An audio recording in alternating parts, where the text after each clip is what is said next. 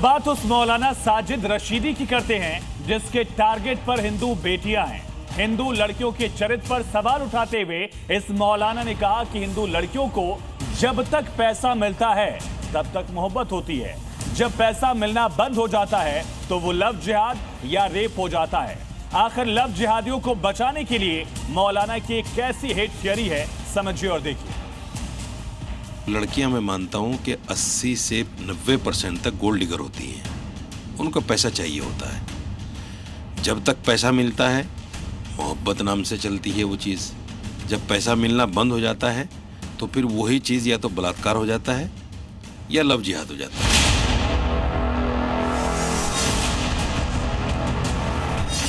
इन महाशय को तो आप पहचानते ही होंगे। नाम है मौलाना साजिद रशीदी। ऑल इंडिया इमाम एसोसिएशन के अध्यक्ष हैं।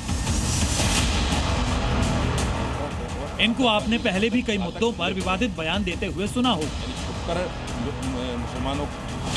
मगर इस बार तो मौलाना साहब ने हद ही कर दी। सीधे सीधे हिंदू लड़कियों के चरित्र पर सवाल उठाकर खुलेआम लव जिहादियों के समर्थन में उतर आए। हालांकि लखनऊ KGMU धर्मांतरण गैंग पर मौलाना साजिद रशीदी की बोलती बंद हो जाती है।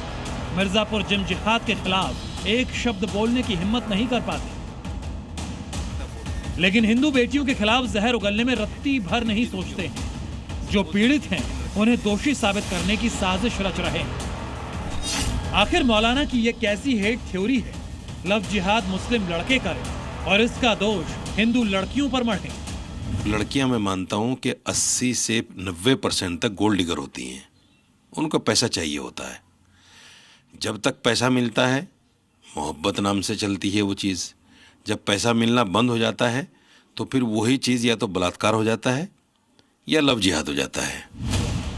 मौलाना साजिद रशीदी की भद्दी सोच देखिए। लव जिहादियों को बचाने के लिए 90% हिंदू लड़कियों के चरित्र पर सवाल उठा रहे हैं। मौलाना के इस शर्मनाक बयान से संत समाज भड़क उठा है। मौलाना के खिलाफ कड़े एक्शन की मांग हो रही है।